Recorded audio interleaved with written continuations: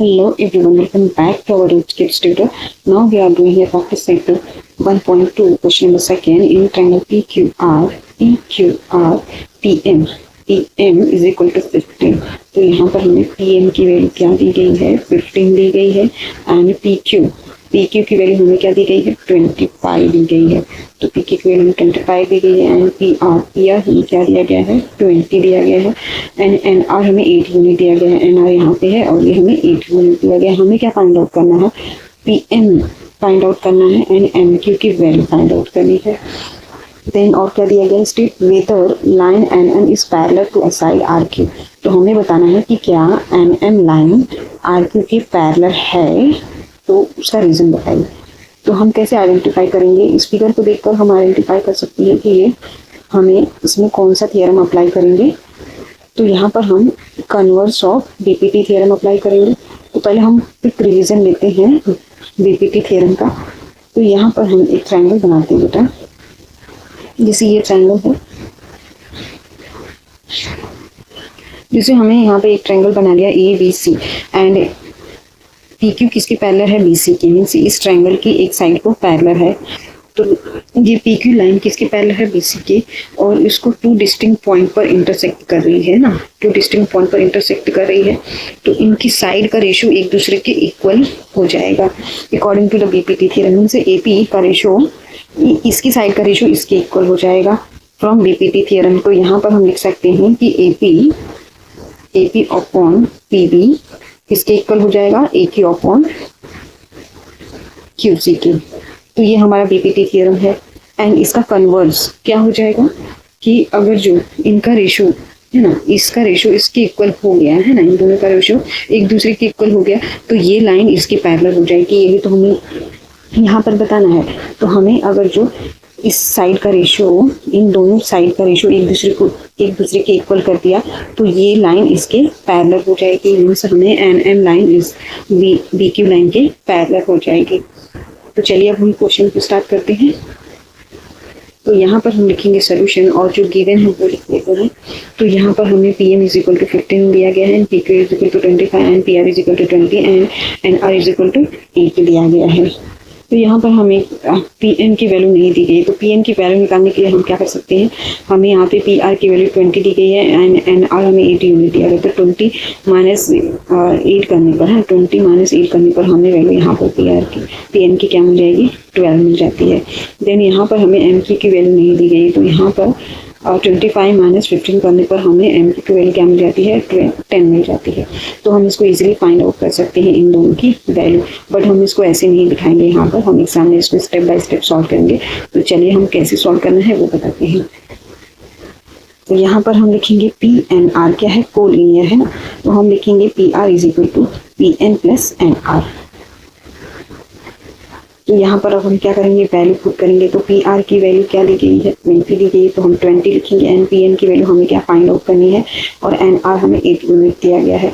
तो ये प्लस में हम इसको यहाँ पे शिफ्ट करेंगे, तो 20 तो प्लस का क्या हो जाएगा, माइनस हो जाएगा। तो PN की वैल्यू हमें क्या मिल जाएगी, यहाँ पे 12 मिल जाती है माइनस करने पर। देन PQ हमें क्या दिया है, कोलिनियर दिया गया है। तो यहाँ पर हम लिखेंगे PQ is equal to PN plus MQ। Then अब हम क्या करेंगे, वैल्यू पुट करेंगे। तो PQ की वैल्यू हमें 25 दी गई है, तो 25 लिखेंगे एंड PM हमें क्या दिया गया है, 15 दिया गया है एंड MQ की वैल्यू हमें नहीं दी गई, तो हम एज इट इज लिखेंगे। तो प्लस में हम यहाँ पे शिफ्ट करेंगे तो माइनस हो जाएगा। तो 25 माइनस 15 करने पर हमें MQ की वैल्यू क्या मिल जाती है बेटा, 10 मिल जाती है। तो यहाँ पर हमें PM की वैल्यू 12 मिल गई एंड MQ की वैल्यू 10 मिल गई यहाँ पर। देन अब हम क्या करेंगे, हम इनकी रेशियो को देखेंगे कि इनका रेशियो इक्वल आता है कि नहीं है। तो उसके लिए हम क्या करेंगे, ये ट्रायंगल लेंगे। तो यहाँ पर हम लिखेंगे triangle PQR, triangle PQR, PN upon NR लिखेंगे हम, PN अपॉन NR। PN हमें 12 दिया गया है, PN हमने 12 निकाला है तो 12 लिखेंगे, NR हमें 8 दिया गया है यहाँ पर।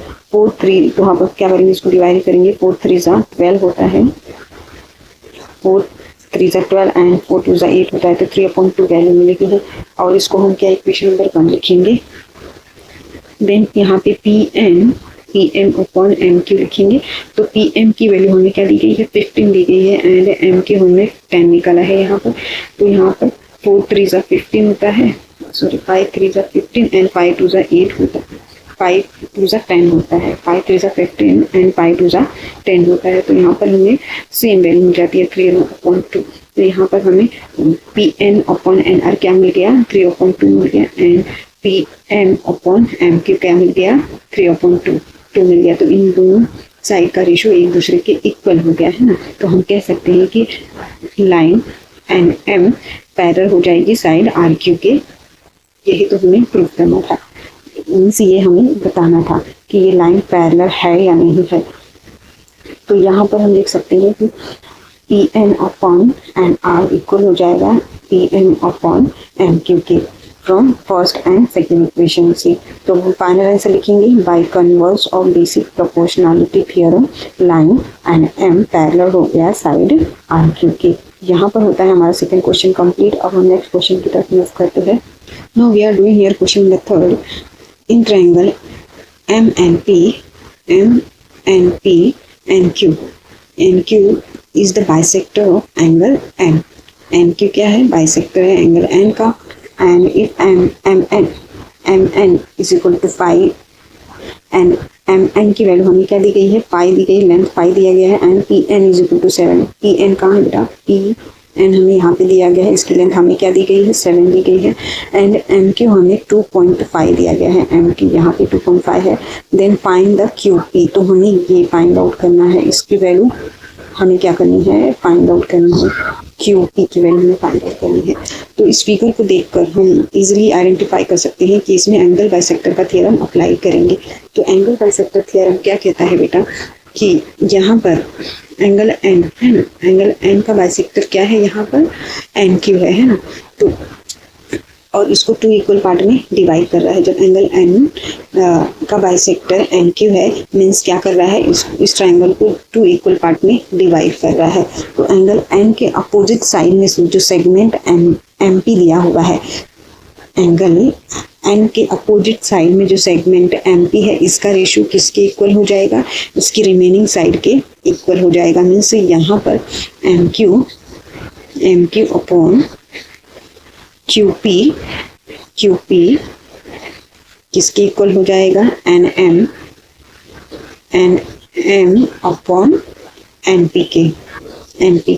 ये हमारा एंगल बाइसेक्टर का थ्योरम कहता है। तो चलिए हम क्वेश्चन को स्टार्ट करते हैं। तो यहाँ पर हम लिखेंगे सॉल्यूशन एंड लिखेंगे in triangle M N P रे हमारी कौन सी है, एन क्यू रे है, और उसका बाइसेक्टर कौन है, इस एंगल का एन है। एंगल का पूरा नाम लिखेंगे, एंगल एम एन पी रे एन क्यू बाइसेक्टर है किसका, एंगल एम एन पी का।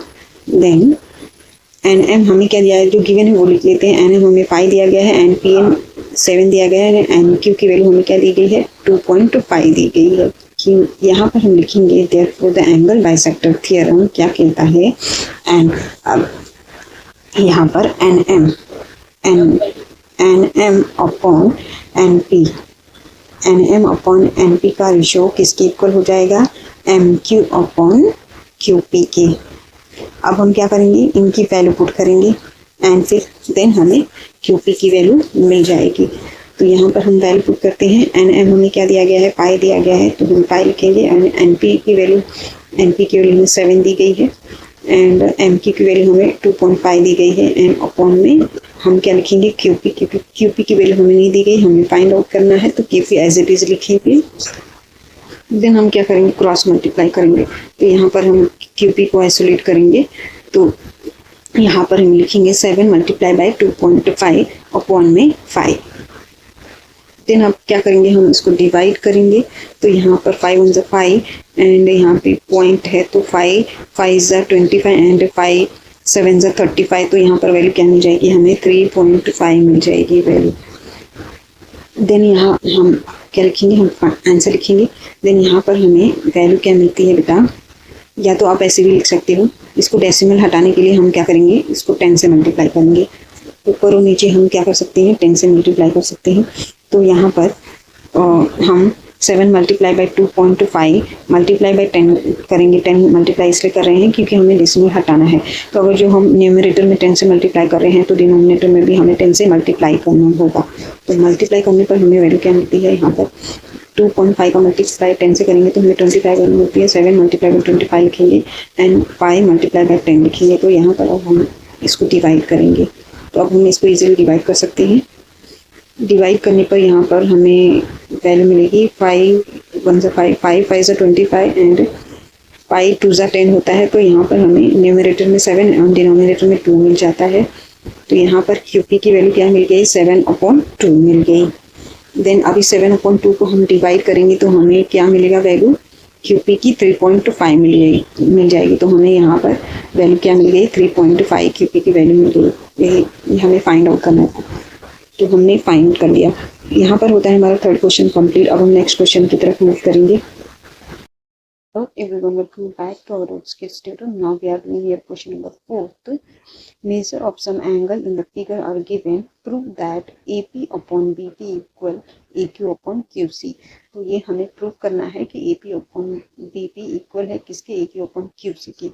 एंड हमें इनके एंगल का मेजरमेंट दिया गया है। एंगल APQ का मेजरमेंट कितना दिया गया, 60 दिया गया। एंगल ABC हमें क्या दिया गया, 60 डिग्री दिया गया है।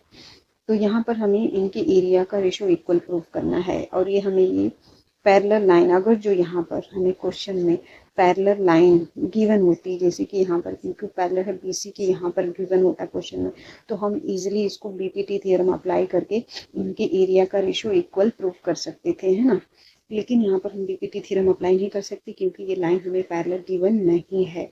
तो हम क्या इन लाइन को पैरेलल प्रूफ करेंगे। अगर जो इन लाइन को हम पैरेलल प्रूफ कर ले तो इनके एरिया का रेशो हम इक्वल कर सकते हैं। तो इन लाइन को पैरेलल प्रूफ करने के लिए हम क्या करेंगे, एंगल टेस्ट से इसको प्रूफ करेंगे। कैसे, वो जैसे यहाँ पर हमें ये दो लाइन दी गई है और ये इनका ट्रांसवर्सल है ना। तो अगर जो ये दो लाइन एक दूसरे के पैरेलल है तो इनके एंगल भी क्या हो जाएंगे, कॉन्ग्रुएंट हो जाएंगे, है ना। तो ये एंगल इसकी कॉन्ग्रुएंट हो जाएगा, इन दोनों एंगल एक दूसरे के इक्वल हो जाएंगे। तो इनके ये लाइन भी एक दूसरे के पैरेलल हो जाएगी। तो चलिए अब हम क्वेश्चन को स्टार्ट करते हैं। तो यहाँ पर हम पहले जो गिवन है वो लिख लेते हैं। तो ट्रायंगल ABC में हमें क्या गिवन है, एंगल APQ हमें क्या दिया गया है, 60 डिग्री दिया गया है। एंड एंगल ABC हमें 60 डिग्री दिया गया है। देन हमें प्रूफ क्या करना है वो लिख लेते हैं। तो हमें प्रूफ करना है AP upon BP equal AQ upon QC, ये हमें प्रूफ करना है। देन इनको प्रूफ करने के लिए हम लिखेंगे angle APQ 60 degree and angle ABC हमें क्या दिया है, 60 डिग्री, ये गिवन है तो हम गिवन लिखेंगे। देन यहाँ पर अगर जो ये 60 ये एंगल 60 है एंड ये 60 है तो इनका एंगल भी एक दूसरे के कॉन्ग्रुएंट हो जाएगा। तो यहाँ पर लिखेंगे एंगल APQ कॉन्ग्रुएंट हो गया एंगल ABC के। जब ये दोनों एंगल एक दूसरे के कॉन्ग्रुएंट हो गए तो ये लाइन भी एक दूसरे के पैरेलल हो जाएगी, मीन्स PQ पैरेलल हो जाएगा किसके, BC के हो जाएगा। तो यहाँ पर हम लिख सकते हैं segment PQ parallel segment BC by corresponding angle test for parallel line से, और इसको इक्वेशन नंबर 1 लिखेंगे हम। तो यहाँ पर हम कह सकते हैं कि in triangle ABC segment PQ parallel हो गया सेगमेंट BC के फ्रॉम इक्वेशन नंबर 1 से। तो जब ये दो लाइन एक दूसरे के पैरेलल हो गई बेटा तो इनके एरिया का रेशो भी एक दूसरे के इक्वल हो जाएगा। तो यहाँ पर हम लिख सकते हैं angle AP upon BP equal हो गया एंगल AP अपॉन QC के बाय बेसिक प्रोपोर्शनैलिटी थ्योरम से। आई होप स्टूडेंट आप सबको समझ में आया होगा। If you like the video please like share and subscribe. Thank you.